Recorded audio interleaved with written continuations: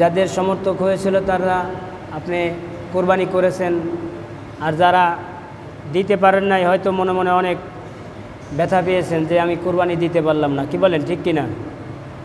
যদিও আপনি এক সময় দিয়েছেন কিন্তু আর্থিক অবস্থার কারণে আপনি দিতে পারেন নাই, তারপরেও আপনার মনের ভিতরে একটা আকাঙ্ক্ষা থাকতে হবে, একটা ইচ্ছা থাকতে হবে আগামীবার যেন আল্লাহ পাক রব্বুল আলামিন যদি আমাকে হায়াত দাস করেন তাহলে ইনশাল্লাহ কোরবানি দেব।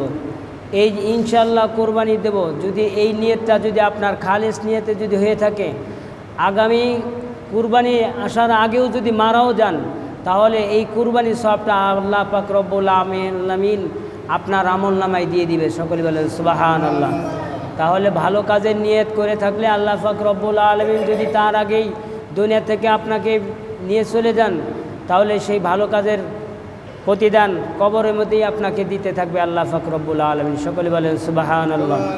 যারা কোরবানি দিয়েছেন আল্লাহ পাক রব্বুল আলামিন বলেন লা ইয়ানালুল্লাহু লুহুমুহা ওয়ালা দিমাউহা ওয়ালাকিন ইয়ানালুহুত তাকওয়া মিনকুম। তোমরা যারা কুরবানি করবে তোমাদের কাছ থেকে আমি গোশতও চাই না, গোশতর রক্তও চাই না, এবং কি চামড়াও চাই না, আমি কিচ্ছু চাই না, শুধু চাই কি ওয়ালাকিন ইয়ানালুহুত তাকওয়া মিনকুম।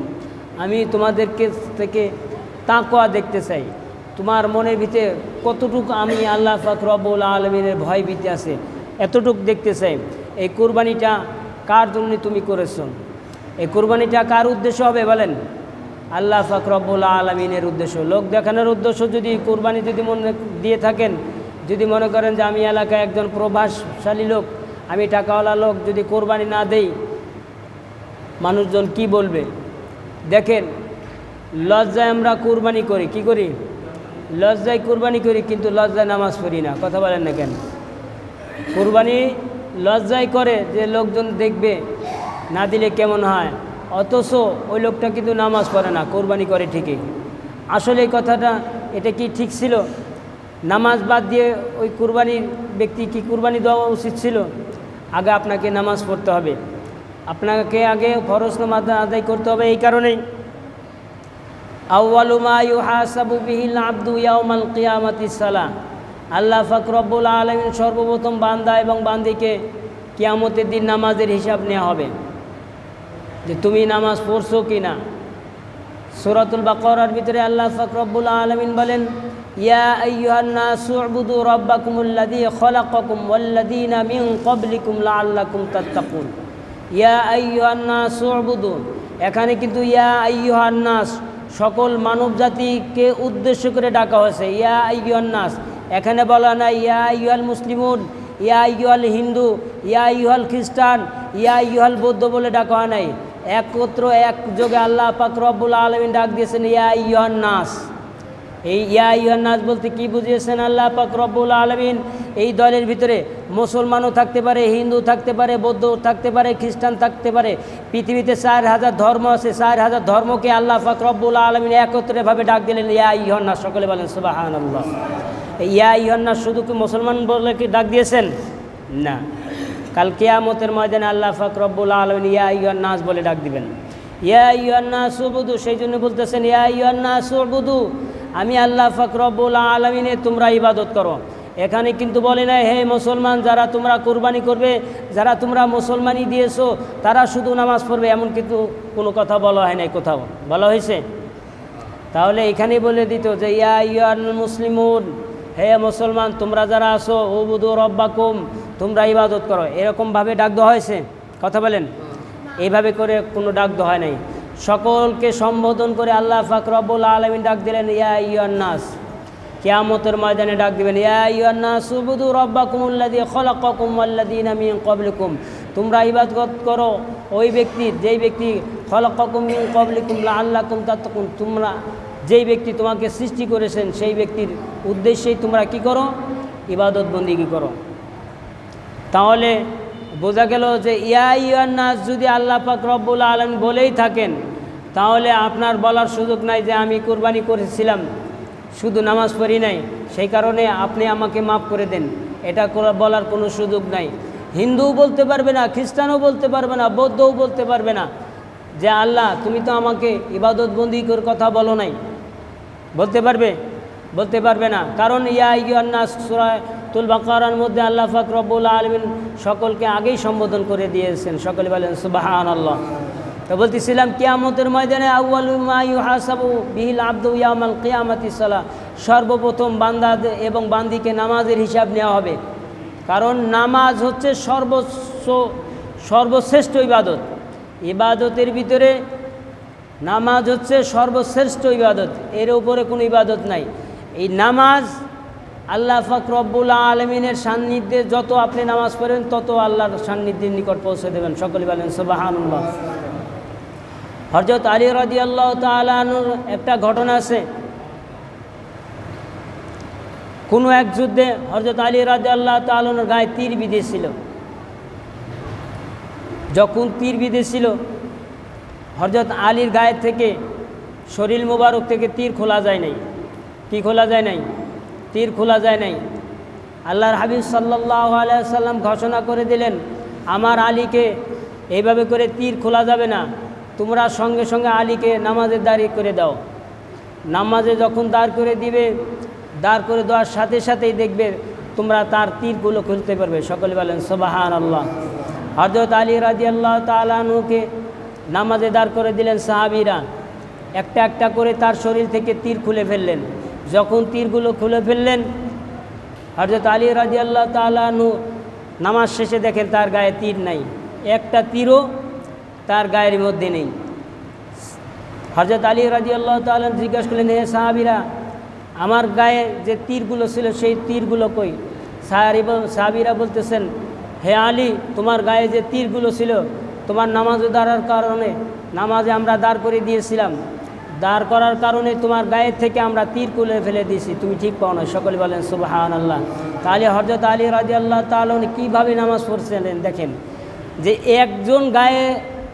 একজন ব্যক্তির গায়ে তীর বেঁধেছিল, নামাজের আগে তার গা থেকে তীর খুলতে পারে নাই, নামাজে দাঁড় করে দিল, দেওয়ার পরে একটা একটা করে সমস্ত তীরগুলো খুলে ফেলল।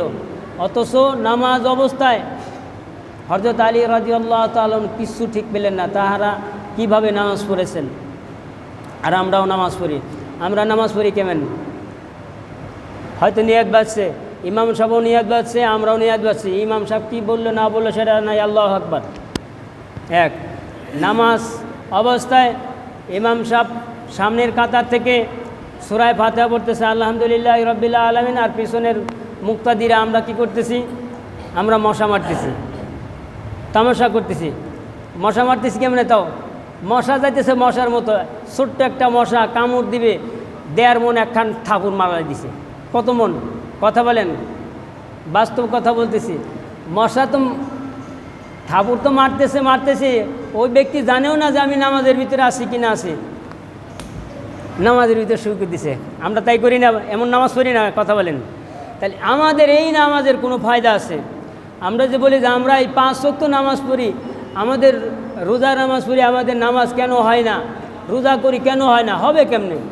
নামাজের মতো মশার মতো যদি একটা ক্ষুদ্র প্রাণী যদি আপনার কানের কাছ দিয়ে আমার কানে গ্যাস দিয়ে ভুন করে চলে যায়, আমরা যদি এমনি করে মারা যদি পাগল হয়ে যাই, তাহলে ওই নামাজ বলে? কথা বলেন। তাহলে আপনি বলেন কেমনে যে 5 ওয়াক্ত নামাজ পড়ি, আমরা নামাজ কেন কবুল হয় না? কবুল হয় না তো আপনার কারণে, আমার কারণে। আল্লাহ পাক রব্বুল আলামিন বলেন, তোমরা যা করবে সমস্ত কিছু তোমাদের হাতের কামাই, যার কারণে তোমার নামাজও হয় না। সকলে বলেন নাউজুবিল্লাহ। কি বলেন? আমাদের নামাজ হয়? নামাজ আমাদের হয় না। আপনি হিসাব করে দেখেন, আল্লাহ আমাদের নামাজ পড়তে বলছে, তাই পড়ি। এখন তাই পড়ি, এই তাই পড়ি, কতটুকু আদায় হলো, কতটুকু সহি হলো না হলো, এতটুকুর পিছনে কিন্তু আমরা কোনো সময় কি করি না? দৌড় পারি না। এমনকি একজনের কাছে জিজ্ঞাসা করি না যে আমার ওযুটা বানাইছি, আমার ওযুটা হয়েছে কিনা, নামাজটা বানাইলাম, নামাজটা হলো কিনা। কি বলেন? একজনের কাছে জিজ্ঞাসা করছি আজ পর্যন্ত? আপনি তো ধারণা করে বসছেন যে আমি এতবার একজন মানুষ নামাজ পড়ে আসছি, আমি যদি হঠাৎ করে নামাজের মাসালা অমুকের কাছে জিজ্ঞেস করি, তাহলে কেমন যিনি একটু দেখা যায়। কি বলেন? তাহলে কেমন যিনি একটু দেখা যায়, একটু মনের ভিতরে একটু সংকোচ করে। আসলে কি এটা করা উচিত ছিল? আপনার যদি এতই লজ্জা থাকে, গোপনে বলেন। আপনার শত শত মানুষের ভিতরে বলা লাগবে না যে আমি নামাজ পড়ি, নামাজ গিয়ে এই নামাজটা মাসালা কি হবে। শত শত মানুষের মধ্যে কেন বলবেন আপনি? আপনি গোপনে একা এক জায়গায় একখানে বসে বলেন যে আমার নামাজটা সহি হচ্ছে কিনা, সূরাটা সহি হচ্ছে কিনা। আমরা আজও পর্যন্ত দেখেন 30-40 বছর ধরে অনেকে নামাজ পড়ে আত্তাহিয়াতুও জানে না। কি জানি না? কথা বলেন। আত্তাহিয়াতুও জানে না, দরুদ শরীফও জানে না। দরুদ শরীফ কোনটা কীভাবে পড়া লাগে আমার কাছে অনেকে জিজ্ঞাসা করে। আত্তাহিয়াতু কি ফুল পড়তে হবে? আত্তাহিয়াতু আবার ফুল হাফ কি? তা আমরা যে 2 রাকাত নামাজের পরে বসি, ওই সময় যে আত্তাহিয়াতু পড়ি, ওই সময় কি ফুল আত্তাহিয়াতু পড়বে? এই ফুল আত্তাহিয়াতু হাফ আত্তাহিয়াতু কই পেল এরা? নামাজের ভিতরে আত্তাহিয়াতু পড়া ওয়াজিব। কি পড়া? কথা বলেন। নামাজের ভিতরে আত্তাহিয়াতু পড়া ওয়াজিব। কোনো ব্যক্তি যদি নামাজের মধ্যে ওয়াজিব ছুটে যায়, ওই ব্যক্তির নামাজ হয় না। কি হয় না? নামাজ হয় না। তদ্রূপভাবে কোনো ব্যক্তি যদি সূরা ফাতিহা 7খানা আয়াত আছে, সূরা ফাতিহার ভিতরে 7খানা আয়াত আছে, একটা আয়াতও যদি ভুলক্রমে আর এক আয়াতে চলে যায়, তারপরও ওই ব্যক্তির নামাজ হবে না। কারণ সূরা ফাতিহা নামাজের ভিতরে পড়া ছিল ওয়াজিব। সম্পূর্ণ পড়া ছিল কি? কথা বলেন। ওয়াজিব। আলহামদুলিল্লাহি রাব্বিল আলামিন আর রহমানির রহিম মালিক ইয়াউমিদ্দিন না বলে আপনি ইয়াকা নাবুদু ওয়া ইয়াকা নাস্তাইন শুরু করে দিয়েছেন। কী করছেন? ইহাকা নাবুদু ওয়াহাকা নাস্তাইন, অথচ মালিক ইয়াউমিদ্দিন পিছনে গিয়েছেন। এটুকুর আর কি নাই, খবর নাই। এইভাবে যদি নামাজ হয়ে থাকে, খোদার কসম করে বলতেছে আপনার নামাজ 10 বছর না, 5 বছর না, 20 বছর না, 60 বছর না, মৃত্যুর আগ পর্যন্ত যদি এইভাবে নামাজ পড়তে থাকেন, আপনার নামাজ নামাজই হয়ে যাবে, জিন্দেগিতে আপনার নামাজ হবে না। সেই জন্য বলতেছিলাম আমাদের ত্যাগের দিন শেষ, অর্থাৎ কুরবানির যে ফজিলত ছিল সেটা শেষ। যাদের কুরবানি দেওয়ার দরকার ছিল তারা দিয়েছেন, যাদের সমর্থক ছিলেন দিয়েছেন। কিন্তু এখন আমাদের ইবাদত কি? এখন আমাদের ইবাদত সর্বশ্রেষ্ঠ ইবাদত। ইবাদতের ভিতরে শ্রেষ্ঠ ইবাদত হচ্ছে আপনার নামাজ। এই নামাজই আপনার ভাগ্যকে পরিবর্তন করে দিবে। এই নামাজই আপনাকে সমস্ত সংসার উন্নতি করতে পারবে।